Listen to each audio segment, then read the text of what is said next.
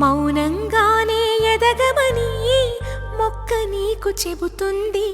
ఎదిగిన కొద్దీ ఒదగమని అర్థమందులో ఉంది.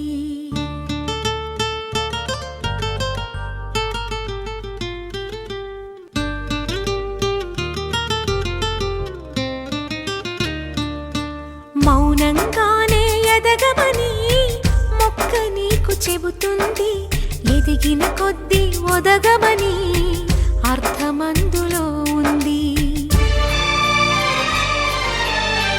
అపజయాలు కలిగిన చోటే గెలుపు పిలుపు వినిపిస్తుంది.